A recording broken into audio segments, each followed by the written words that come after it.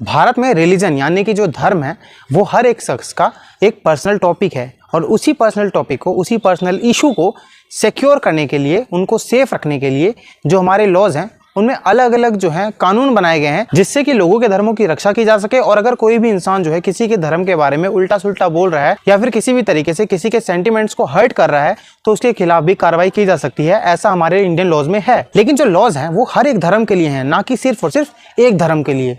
तो किसी भी तरीके से अगर आप किसी के धर्म के बारे में उल्टी सीधी टिप्पणी करते हैं तो आपके खिलाफ कार्रवाई होगी। अब ऐसा ही एक मुद्दा है वो सामने आया शर्मिष्ठा पनोली का, जिसके बारे में शायद मुझे आपको बताने की जरूरत नहीं है।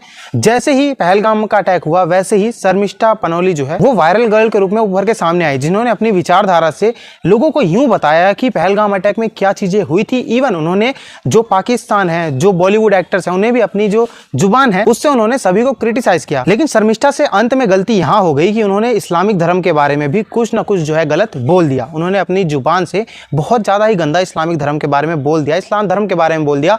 और इसी के चक्कर में कोलकाता की जो पुलिस है उन्हें आकर गुरुग्राम से अरेस्ट करके लेके जाती है। ये जो केस था ना, ये इतनी ज्यादा हवा इसलिए पकड़ता है क्योंकि इसमें मुस्लिमों के बारे में बोला गया था और अगर मुस्लिमों का स्टैंड नहीं लिया जाता इस केस में तो इससे जो पॉलिटिशियंस के वोट बैंक है उन पे थोड़ा सा असर पड़ता और जो मुस्लिम वोट बैंक है वो खतरे में आ जाता। तो इसके चक्कर में शर्मिष्ठा पनोली को अरेस्ट कर लिया गया गुरुग्राम से कोलकाता पुलिस द्वारा। तो एक इन्फ्लुएंसर के तौर पर डर लगता है कि अगर आप ऐसा कुछ भी बोल दे रहे हैं ऑन कैमरा तो कब कौन सी पुलिस आके आपको उठा ले जाए, इस चीज का अंदाजा भी नहीं लगाया जा सकता। यहाँ पर अगर आपको बोलने का अधिकार है, इंडिया में लोकतंत्र है तो बोलने का अधिकार भी है और आप बोल भी सकते हैं।